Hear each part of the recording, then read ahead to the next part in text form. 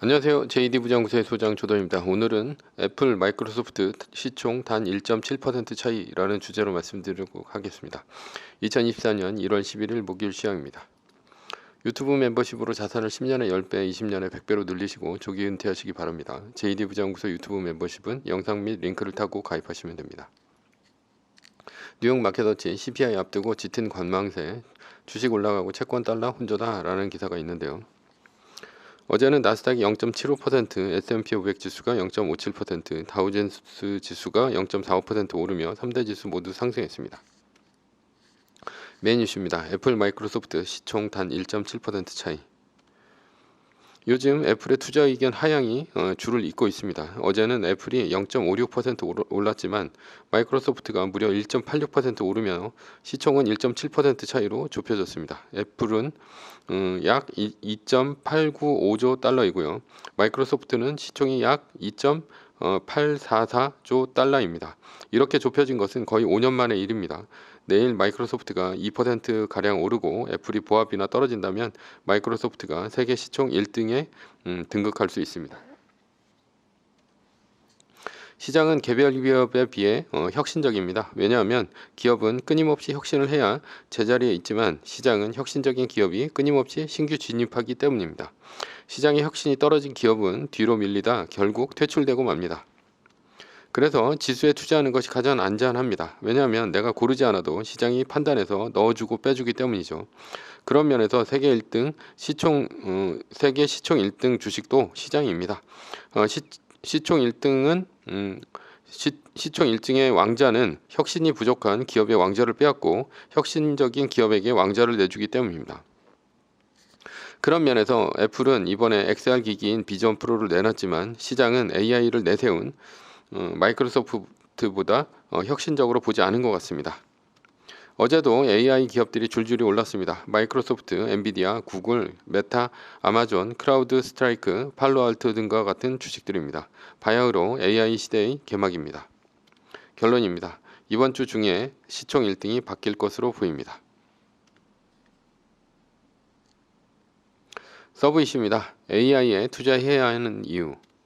피치는 강등했지만 S&P 프랑스 신용등급 AA 유지라는 기사가 있는데요.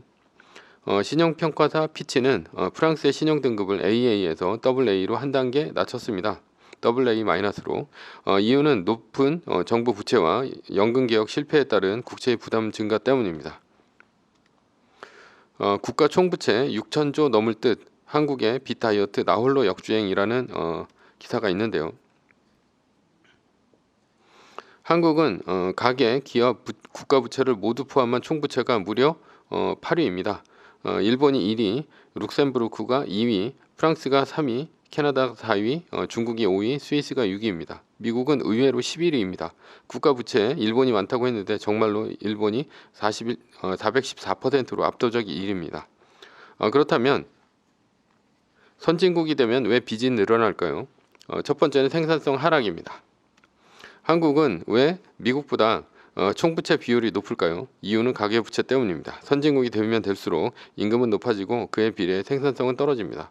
생산성이 떨어지면 국가는 인위적이라도 GDP를 올려야 합니다. 인위적으로 올리는 것이 투자를 증가시키는 것인데 투자는 돈이 있어야 합니다. 미국, 일본은 주로 국채를 발행해서 돈을 찍어냈습니다. 이유는 이들 국가들은 기축통화국입니다. 따라서 돈을 찍어내도 안전자산이기 때문에 인플레이션은 크게 일어나지 않습니다. 그러나 한국은 미국, 일본처럼 돈을 찍어냈다가는 국가부채가 크게 늘어나고 신용등급은 나락을 갑니다.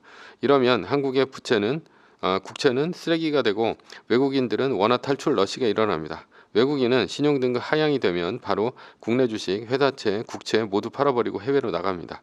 결국 주가 폭락, 채권 가격 폭락하면서도 도산하는 기업들과 깡통으로 우는 개미들이 생겨날 것입니다. 따라서 한국은 달러가 부족하게 되고 제2의 IMF를 맞게 됩니다. 그러니 한국은 국채를 발행해서 생산성을 올릴 수 없습니다. 결국 한국이 생산성을 향상을 위해 택하는 것은 개인의 부채를 늘려 GDP를 올리는 것입니다. 예를 들면 정부에서 가장 쉽게 할 수 있는 방법은 부동산 경기를 살려 개인의 빚을 증가시키는 것이죠. 다주택자 양도세 완화, DTI, LTV 비율 증가, 전세자금 대출 증가 등등 할 수 있는 방법들은 무지하게 많습니다. 현 정부뿐 아니라 지난 정부까지 이렇게 가계부채를 늘려 떨어진 생산성을 늘려왔습니다. 우리가 생각하는 것보다 가계부채는 미국을 압도할 만큼 어마어마한 것입니다. 그래서 고금리 등으로 프로젝트 파이낸싱이 한 곳이라도 터진다면 한국은 IMF나 일본의 잃어버린 30년이 올 수도 있습니다. 한국의 가계부채 문제는 그만큼 심각합니다. 두 번째는 저출산 고령화입니다. 프랑스, 한국뿐 아니라 대부분의 선진국들은 구조적으로 빚이 늘어나게 되어 있습니다. 왜냐하면 연금 부실로 인한 정부의 재정 부담 때문입니다. 의학의 발달로 오래 사는데 그에 비해 연금은 적게 걷고 많이 퍼줍니다. 적게 걷고 많이 퍼주는 이유는 연금 설계가 오래전에 되었기 때문입니다. 예전에는 60세면 죽었습니다. 그러나 최근에는 평균 수명이 거의 80세까지 늘었죠. 따라서 갭이 20년 이상 생겼습니다. 그러니 이 갭 때문에 연금이 고갈될 수밖에 없습니다. 그래서 프랑스에서는 연금 개혁을 하려고 했으나 국민들의 저항에 부딪혀 결국 연금 개혁에 실패했습니다. 결국 국가는 국채를 찍어 연금을 주는 수밖에 없습니다. 게다가 앞으로 포퓰리즘 성격을 띤 정치인들이 당선될 수밖에 없습니다. 연금 깎겠다는 정당은 야당이 될 것이고 연금 그대로 주겠다는 정당은 여당이 될 것입니다. 나이가 들어 바랄 것이 연금뿐인데 나라에서 연금 깎으면 좋아할 사람 없습니다. 연금 개혁은 앞으로도 쉽지 않습니다. 세 번째는 기업의 투자 감소인데요. 저출산 고령화가 지속되면 저성장에 접어듭니다. 왜냐하면 기업들은 투자를 안 하기 때문이죠. 노인은 주로 저축을 하지 소비를 하지 않습니다. 이렇게 되면 정부의 수입도 줄어듭니다. 정부의 지출은 늘어나는데 세수는 줄어드니 빚은 구조적으로 늘어날 수밖에 없습니다. 정부가 국채를 발행하면 중앙은행은 국채를 사주면서 시장의 유동성을 늘립니다. 미국의 중앙은행인 연준의 자산은 코로나 때 국채를 4조 5천억 달러 사주면서 무려 9조 달러나 되었습니다. 그러나 연준은 이런 시장의 유동성을 흡수할 수가 없습니다. 왜냐하면 시장의 유동성을 함부로 흡수했다가 지역은행 등이 망하면 은행 시스템에 위기가 오기 때문입니다.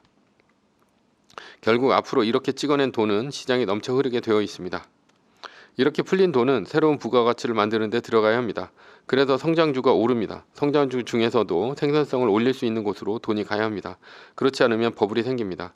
예를 들면 생산성이 없는 주택시장에 돈이 풀린다면 2008년 미국의 금융위기, 1990년 일본의 버블 경제처럼 경제 시스템이 붕괴되는 추락은 거의 확정적입니다. 그래서 한국의 가계부채가 문제입니다. 그래서 부동산보다는 주식이죠. 현재는 생성형 AI와 같은 생산성을 높이는 분야가 유망해 보입니다. 결론입니다. 돈은 꾸준히 풀릴 것이고 그 돈은 주식시장으로 들어갈 것입니다. 우리는 많이 오르는 곳에 투자하면 됩니다. 물론 많이 오르는 곳은 시장이 주가로 알려줄 것입니다.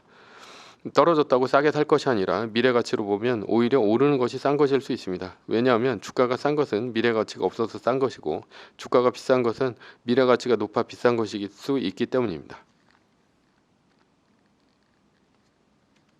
매뉴얼입니다. 세계 1등 주식은 전고점 대비 2.5% 떨어질 때마다 10%씩 팔면서 숏을 치며 리밸런싱을 하다가 나스닥 마이너스 3%가 뜨면 숏을 치며 말뚝을 박습니다. 그러다 반등이 시작되면 V자 반등 리밸런싱을 하면 됩니다. 자세한 내용은 JD부장구소 인강 사이트에서 강의를 들으시거나 동영상 밑에 리밸런싱 말뚝박기 댓글 링크를 참조하시기 바랍니다. 전제는 세계 1등 주식은 우상해야 합니다. 매뉴얼을 지키며 세계 1등에 투자하면 매년 25%의 복리로 10년간 10배, 20년간 100배로 재산을 늘릴 수도 있습니다. 위의 상황은 매뉴얼일 뿐입니다. 따를 사람은 따르고 참고할 사람은 참고하시면 됩니다. 주식을 사고 파는 것에 대한 모든 책임과 이득은 본인에게 있습니다. 매뉴얼을 지키려면 머리를 쓰지 말고 머리를 쓰려면 매뉴얼을 지키지 맙시다. 오늘은 애플, 마이크로소프트 시총 단 1.7% 차이라는 주제로 말씀드렸고요. 지금까지 JD부장구소의 소장 조던이었습니다. 컨텐츠가 좋았다면 구독, 좋아요, 알람 설정 부탁드립니다. 지금까지 들어주셔서 감사합니다.